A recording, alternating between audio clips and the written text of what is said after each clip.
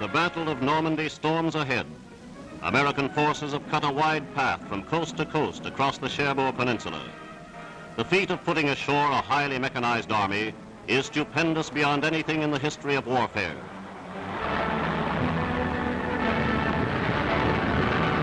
American troops stream to the battlefield. Fleets of tanks and guns and transport of all kinds continue to pour across the channel, virtually unmolested. The conquest of Cherbourg Peninsula is up to the highest expectations. Huge pontoons help swarms of trucks move to their assignments ashore. Shifting beaches are transformed into solid roads by steel runways. Allied ingenuity has created a port where none existed before.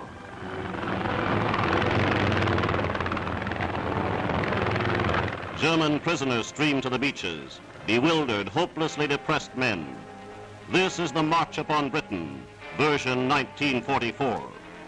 These men are evidence that the Allies are chewing deeper and deeper into the Atlantic Wall.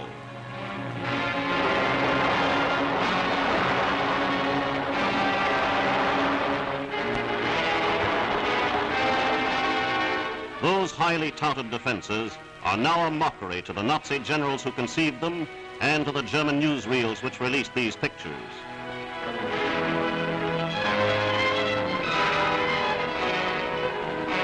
When Marshal Rommel inspected the fortifications last spring, he announced to the world they were invulnerable. Following his complete defeat in Africa, Rommel strutted about the concrete emplacements. He assured Hitler and the German people that no Allied forces could hope to prevail against them. But both Rommel and Rundstedt arrogantly overlooked the fact that fortifications are no stronger than the spirit of the troops who man them. Yes, the German defenses were tough, but not tough enough. They were manned skillfully, but not so skillfully as they were attacked. The strength through concrete theory of the Nazi high command has suffered again.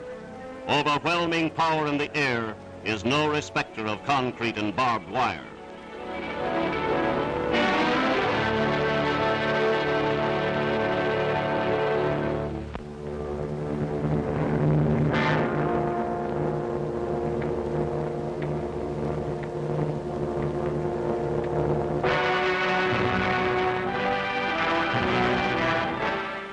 The coastal batteries of the Atlantic Wall were silenced during the early stages of the Great Offensive. Beach defenses were wrecked. There are many more formidable defense systems yet to be stormed, but the first line has been broken.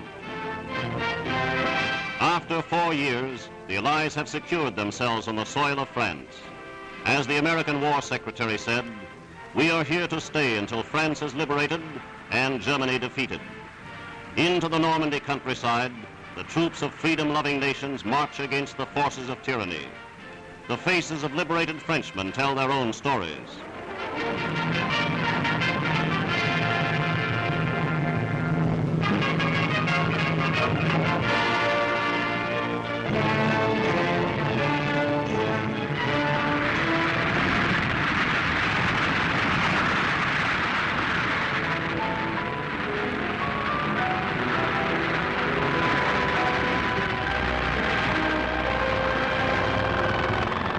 These children, whose entire lives have known nothing but Nazi rule, meet a new kind of warrior.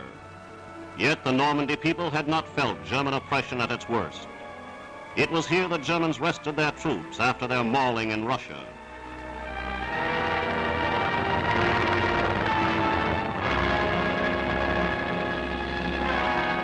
Lumbering bulldozers set about at once to construct airstrips. In a miraculously short time, Allied fighters were putting them to effective purpose.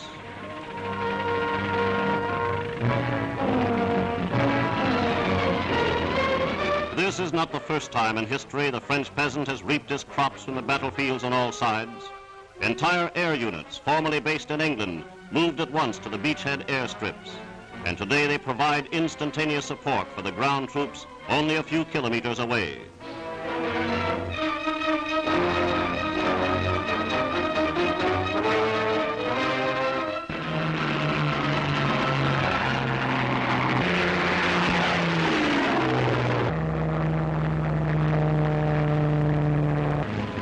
One of the first soldiers to land on the fields was the Allied Supreme Commander, General Eisenhower. With him was United States Chief of Staff General George Marshall. Together they tour the Normandy battlefield and plan new surprises for the Nazi command. Both expressed complete satisfaction with what they saw.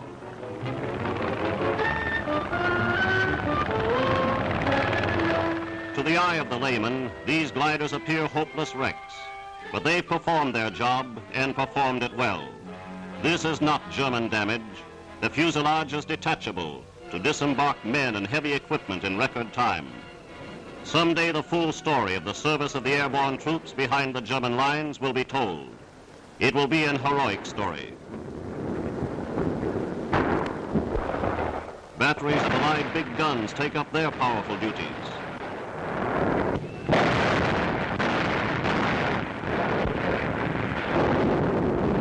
Self-propelled guns move inland and keep the retreating foe within range. American trucks and transport of many varieties keep the forward troops well supplied.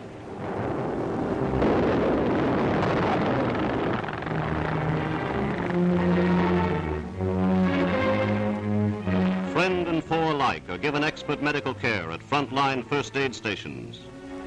Germany has forced the men of many races to fight her battles. Thanks to modern medical science, 99% of the wounded in France have lived.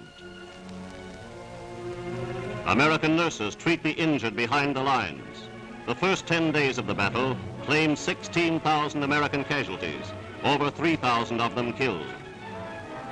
Fighter planes have given the enemy no rest. They strike relentlessly, carrying their onslaught deep into the Nazi communication system. Trains and staff cars, tanks, gun batteries, and ammunition dumps are picked out with amazing accuracy.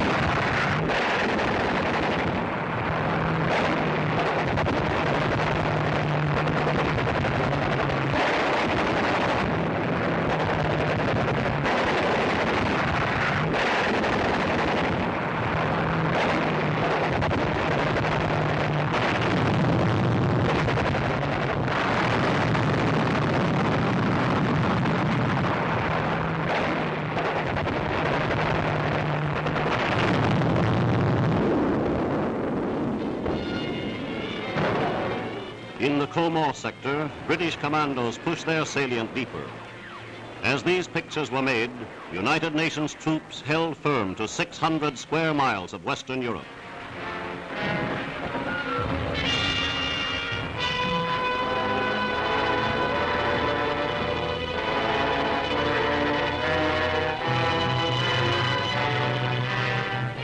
The people of Old Bayeux, the first sizable town captured by the Allies, throng the streets. A French correspondent speaks to his countrymen, and the thrilling music of the Marseillaise takes on new meaning.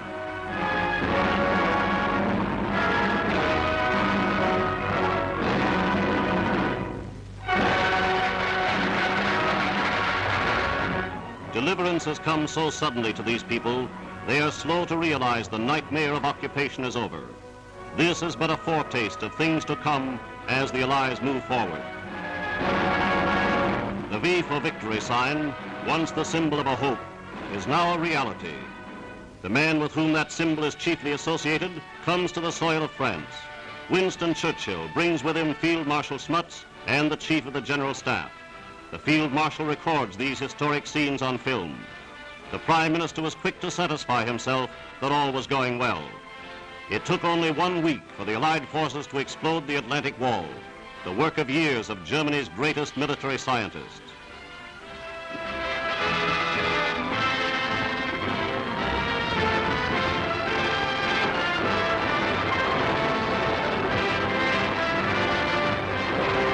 The Prime Minister and his party returned to an Allied destroyer, returned with complete confidence of still greater victories to come.